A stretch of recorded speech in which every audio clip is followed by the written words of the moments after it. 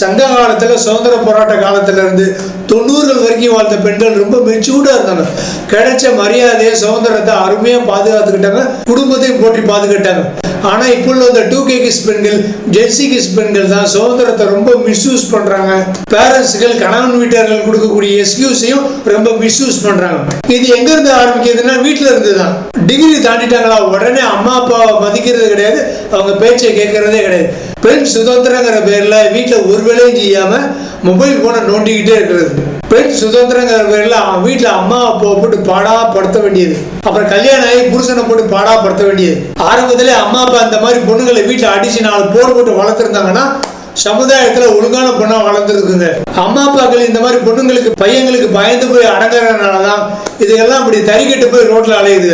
கேட்ட little princess அப்படித்தான் பொண்ணு சோசியல் மீடியால பயங்கரமா பெருமையா பீத்திக்க வேண்டியது. அப்புறம் கல்யாணம் ஆகி வேலைக்கு போய் சம்பாதிக்க ஆரம்பிச்சிட்டா வீட்டுல புருஷன் பேச்சை கேட்கறது கிடையாது, புருஷனை மதிக்கிறதும் கிடையாது. அதுக்கு முக்கியமான காரணம் என்ன? அவங்களுடைய ஒரு மென்டாலஜி, சைக்காலஜி.